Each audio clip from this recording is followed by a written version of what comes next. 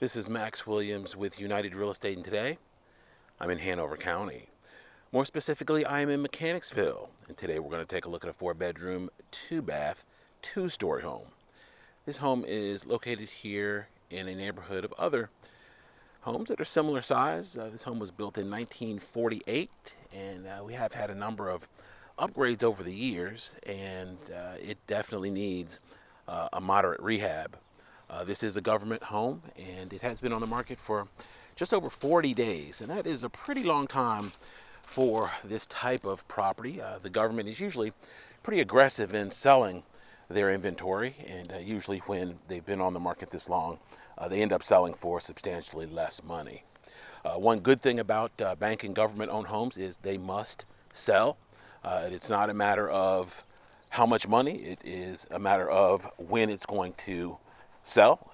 Someone is going to come along. In this case, it'll probably be an investor that'll go ahead, buy it, rehab it, and then most likely flip it or hold it for rental purposes.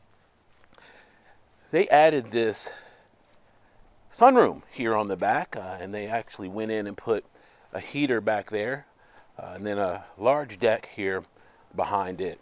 The home does, of course, have a detached garage, as we see right there. And further in the distance, there's actually a new home subdivision, probably about a quarter of a mile or so. The roof does look like it's serviceable and probably has a few years of life left. It's definitely not a new roof.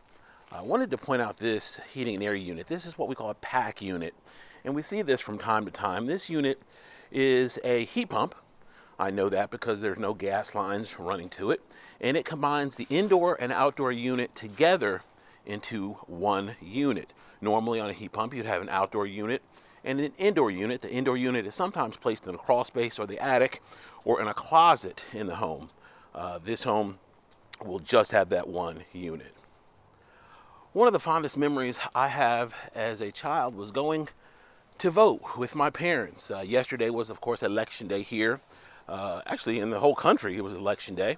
And I remember going to Browns Mills Fire Department, a big gray machine we would enter.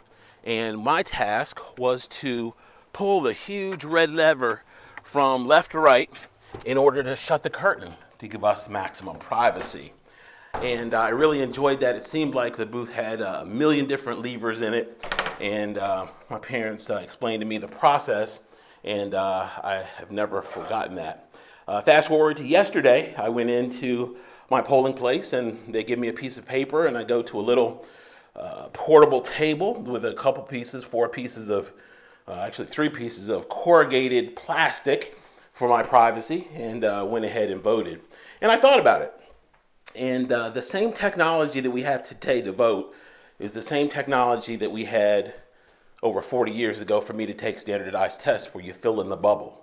And it just kind of shocked me that we haven't figured out a more technologically advanced way to cast a ballot.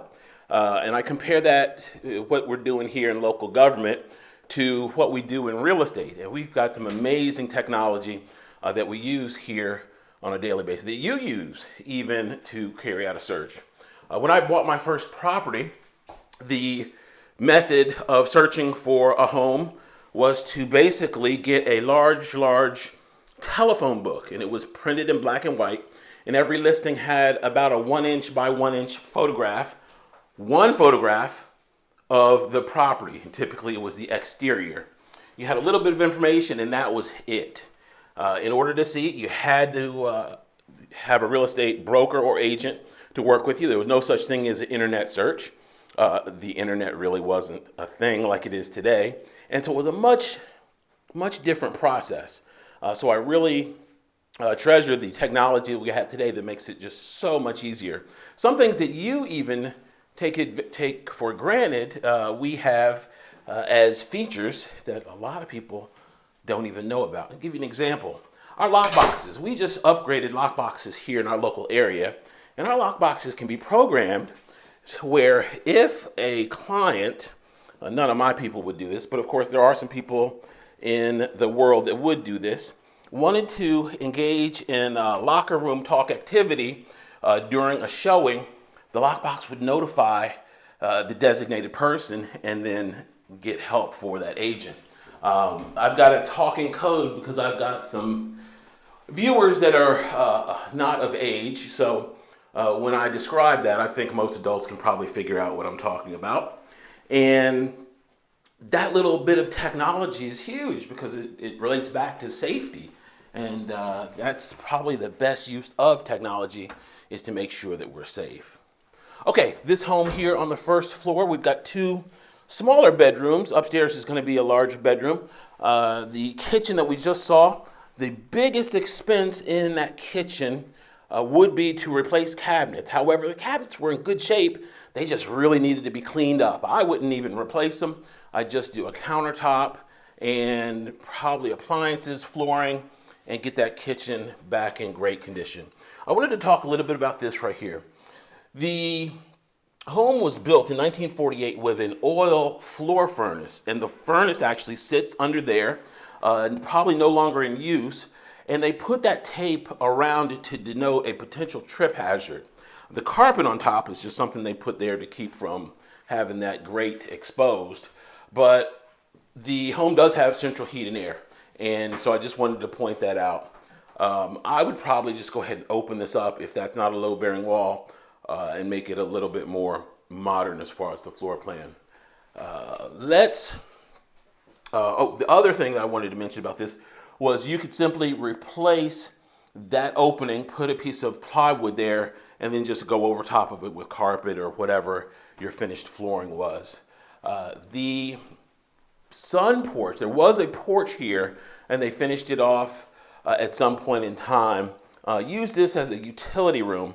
I would go ahead and repurpose this. I'd put the washer dryer hook up somewhere else and that water heater someplace else, and use this as a little study. Use this as an actual finished space to maximize the floor plan. Okay, we're gonna pop upstairs and take a look up there. And one other thing I wanted to point out before we go up, those are our registers there for our heat pump. And one of the things that I'm looking at whenever I go into a home with a prospective buyer is, okay, is this home set up in a manner that's going to cause us problems or surprises or issues in the future?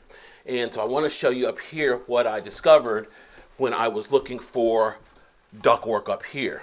There are homes where they come up with the heating and air, and they only put the ductwork on the first floor. I was looking up here on the second floor, and I did not see any ductwork. So in this style home, it's not going to be a problem typically with heat, but it will be a real issue with cooling. Of course, every fifth grader knows that hot air rises, so these homes can get pretty warm in the summertime. We do have a controller here on the wall, and that's going to be for the electric baseboard. So that takes care of our heat. There is no ductwork up here for cooling. So you would be stuck basically either getting really, really warm up here or putting window units in, which are not very efficient, and they're loud and just not a great way to cool a home. Okay, this door takes us into our full bath. Full bath here has good size to be on the second floor in this style home. I would definitely come in and get rid of the wallpaper, replace the vanity, and this flooring, of course, can easily be switched out as well. We do have a stand-up shower here. It's a fiberglass shower, and we'll take care of that for you.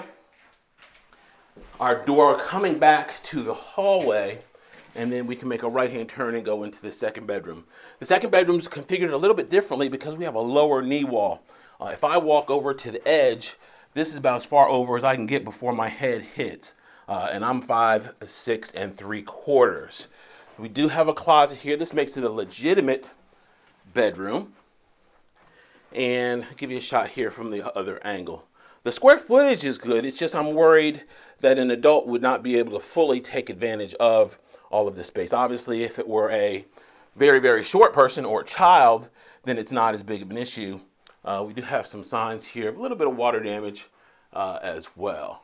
Okay, this is a great example of a home that would work nicely if someone got the renovation loan, get the house at the right price, borrow the money for your rehab, come in and do the work that you want to do, and style the home as you would like to see it here in a great neighborhood, and still be in at a fairly attractive total commitment for a 4-bedroom, 2-bath home. If you have any questions about this or any other home in the market, my name is Max Williams. It'd be my honor to help. I can be reached at 804-402-7788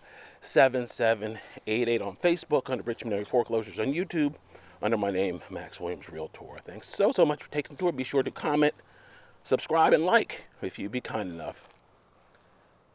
Have a great day.